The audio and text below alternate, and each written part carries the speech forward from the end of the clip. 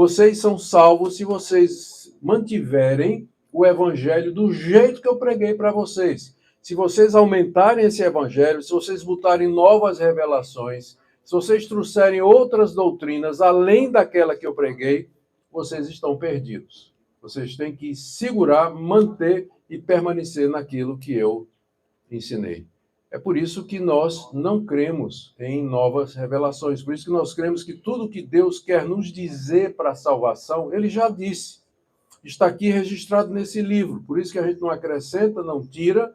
E um dos lemas da reforma é sola Escritura, somente a Bíblia. Nada de tradição, nada de novas revelações, nada de acrescentar por conta de costumes, práticas ou pragmatismo. Mas aquilo que foi pregado pelos apóstolos. Se você permanecer no ensino bíblico do que os apóstolos ensinaram, você será salvo. Senão, Paulo diz aqui, você creu em vão. Ou seja, sua fé é falsa. Você pode ter fé, mas tem fé na coisa errada. O que salva não é a fé. O que salva é aquilo em que você crê. Você pode ter fé, mas pode ter fé num Deus falso, numa ideia falsa, num evangelho falsificado, e isso não vai salvar você dos seus pecados. Então vejam a importância, primeiro, do ensino apostólico, e segundo, da ressurreição de Cristo, literal, física, verdadeira, de entre os mortos. A partir daí, Paulo começa a dar algumas evidências da ressurreição de Cristo. Literalmente não seria preciso, e num certo sentido, até em vão, porque você pode apresentar evidências racionais, lógicas para as pessoas, mas se Deus não iluminar o entendimento delas, elas jamais vão se render à lógica espiritual com que o evangelho é pregado. Isso não quer dizer que nós não devamos falar para as pessoas que Cristo vive, mas a gente sabe que se o Cristo que vive não chamar essas pessoas, não iluminar o coração delas, elas jamais vão entender. Isso, entretanto, não impede que nós apresentemos argumentos para dizer por que é que nós cremos na ressurreição de Cristo Jesus. A primeira evidência que Paulo coloca são as Escrituras do Antigo Testamento. Ele vai dizer que o que ele pregou a respeito da morte e da ressurreição de Jesus não é alguma coisa que ele inventou, mas alguma coisa que já estava escrito antes, 600, 700 anos antes de Cristo. Os profetas de Israel já tinham anunciado com precisão a morte e a ressurreição de Jesus. Veja como ele diz aqui, verso 3 e 4. Antes de tudo, vos entreguei o que também recebi, que Cristo morreu pelos nossos pecados, segundo as Escrituras, que foi sepultado e ressuscitou ao terceiro dia, segundo as Escrituras. A essa altura, os judeus já tinham o que a gente chama um cânon hebraico, já tinham uma coleção de livros que eles consideravam como palavra de Deus. Esses 39 livros, eles foram definidos, ou já eram aceitos na época de Jesus, embora oficialmente somente no ano 90, num concílio chamado Jamnia, os judeus, uma cidade chamada Jamnia, os judeus se reuniram e fecharam com o que hoje nós conhecemos os livros do Antigo Testamento. Mas na época de Jesus, na época de Paulo, os judeus já trabalhavam com o conceito de um cânon fechado. Livros escritos em hebraico, a partir dos 5 livros de Moisés, e que concordavam e seguiam o mesmo espírito profético de Moisés. Eram esses livros que são chamados de Escritura. Era essa a Bíblia dos apóstolos, a Bíblia hebraica, dividida em lei, profetas e escritos. É uma divisão um pouco diferente da nossa, mas são os mesmos livros. Os mesmos livros. Então, Paulo diz, de acordo com as Escrituras hebraicas, aceitas como sendo inspiradas por Deus, Cristo morreu pelos nossos pecados. Está aí no verso 3. Aí você pergunta, Antigo Testamento, onde é que está isso? Eu posso citar para vocês dezenas de lugares, mas o mais conhecido é Isaías 53. Lá o profeta descreve a morte de Cristo. Ele foi ferido pelas nossas transgressões, moído pelos nossos pecados. o castigo que nos traz a paz estava sobre ele, pelas suas pisaduras fomos sarados, como ovelha muda ele foi levado ao sofrimento.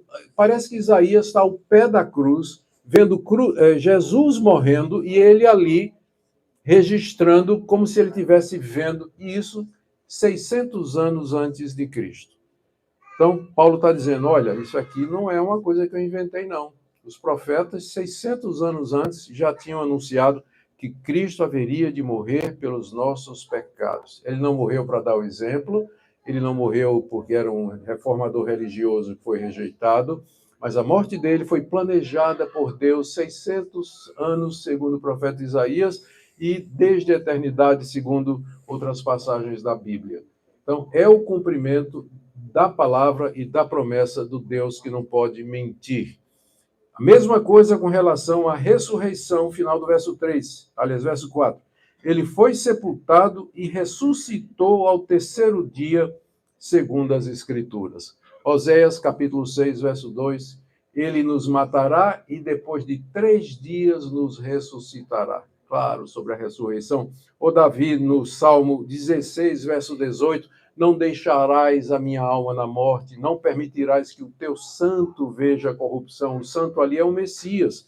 Ele não veria a corrupção, ele não apodreceria na sepultura, porque Deus o ressuscitaria antes que isso acontecesse.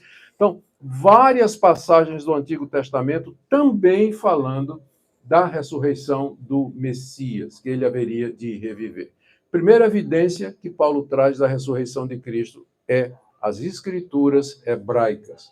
Elas testificaram muito tempo antes daquilo que haveria de acontecer.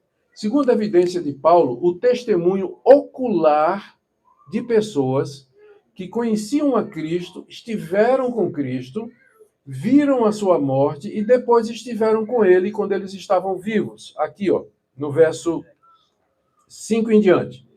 Apareceu a Cefas, Cefas é Pedro.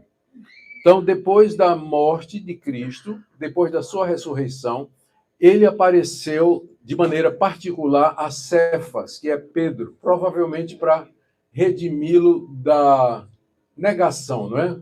Ele negou Cristo 3 vezes, Cristo, depois de ressurreto, aparece a ele em particular para restaurar o apóstolo Pedro. Depois apareceu aos 12.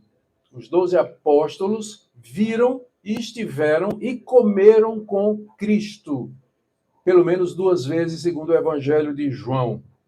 Depois foi visto por mais de 500 irmãos de uma vez só. A maioria sobrevive até agora, alguns já morreram. Era como se Paulo dissesse, olha, tem 500 pessoas que viram Cristo depois da sua morte. Então, conversa com elas. A maioria delas está viva ainda. Pode perguntar. Testemunho ocular que no primeiro século, ainda hoje é, mas o primeiro século era considerada a evidência ou a prova mais forte de todas. Tanto é que a lei de Moisés dizia que pela palavra de 2 ou 3 testemunhas, todo fato será confirmado. Aqui tem 500, né?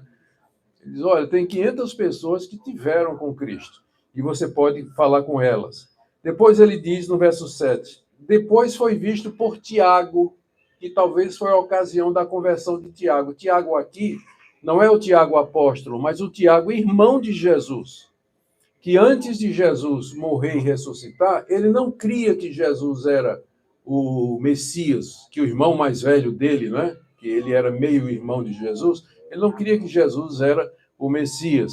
Mas foi talvez depois dessa aparição de Cristo, Cristo se manifestou a Tiago, que Tiago se converte.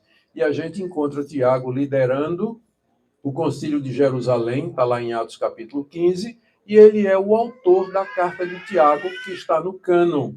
Tá? Quem escreveu a carta de Tiago não é o Tiago apóstolo que morreu cedo, decapitado por Herodes, mas é o Tiago, irmão de Jesus, que se converte aqui nessa aparição de Cristo para ele. Depois, verso 7, ele foi visto por todos os apóstolos. O que Paulo está fazendo aqui? Ele está dizendo o seguinte, olha, a ressurreição de Cristo é central. Se você não crer nela, você não é cristão, você não está salvo. Que A ressurreição é um fato, diz o apóstolo Paulo. Primeiro, foi predito nas Escrituras com precisão.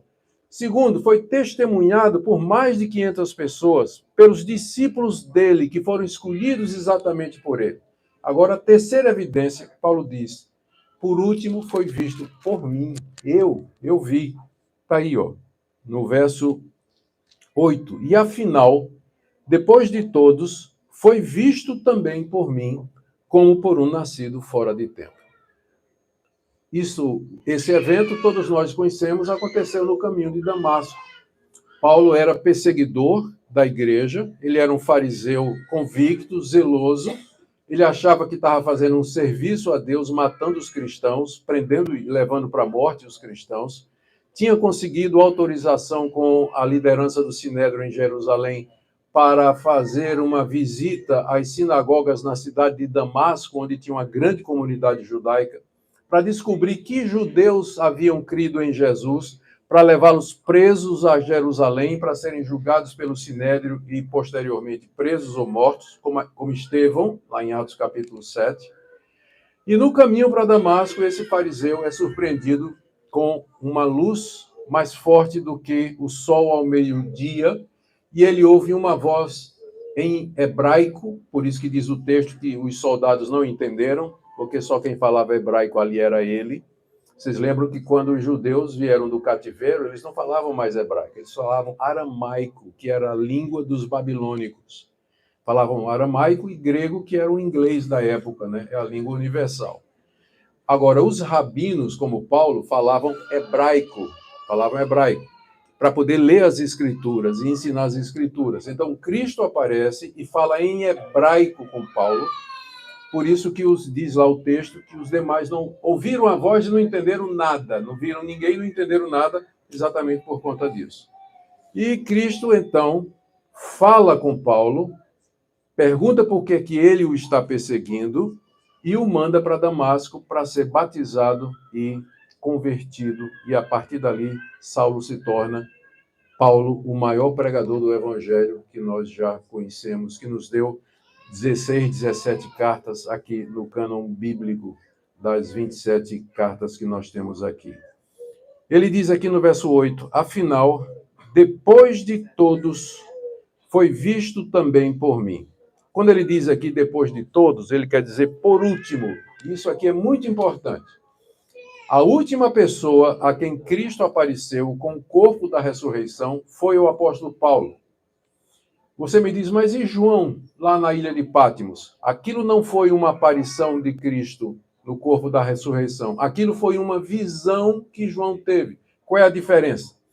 Se você estivesse ao lado de Saulo de Tarso, lá no caminho de Damasco, quando Cristo apareceu a ele, você teria visto a luz e ouvido a voz. Como diz aqui que os acompanhavam Paulo, eles viram a luz e ouviram a voz, só não entenderam.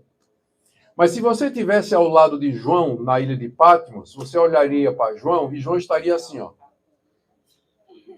E você olharia para o céu, só veria nuvens, porque tudo aquilo estava acontecendo na cabeça de João. A visão é interior, a aparição é externa. A última vez que Cristo apareceu a alguém foi a Paulo. Por último de todos, foi visto também por mim. É por isso que nós não temos apóstolos mais. Porque uma das condições para que alguém fosse apóstolo é que fosse testemunha da ressurreição de Cristo. Todos os 12 e Paulo viram Cristo depois da ressurreição. Depois disso, não mais. Então, todos aqueles que pretendem ser apóstolos, seguidores dos apóstolos, sucessores apostólicos, eu não vou dizer o nome de quem acha que é sucessor de Pedro, incorrem no erro absurdo, porque nenhum deles viu o Cristo ressurreto e, portanto, não são apóstolos. Mas a nossa igreja, a igreja cristã, ela é apostólica. Em que sentido? Ela se baseia na palavra que os apóstolos escreveram. Então, eu não preciso de apóstolo hoje, porque eu abro a Bíblia e eu encontro o apóstolo Paulo, o apóstolo Pedro, o apóstolo Mateus, eu encontro aqui todos os aquele que escreveu a carta aos Hebreus, alguns acham que é Paulo, enfim, Tiago, Judas, que não eram apóstolos, mas eram associados aos apóstolos. Por isso que nossa igreja é apostólica. Eu não preciso de apóstolo vivo. O bom é o morto, né? O bom é o morto, porque ele deixou o legado por escrito para nós aqui. E é o que nós precisamos, nada mais do que isso.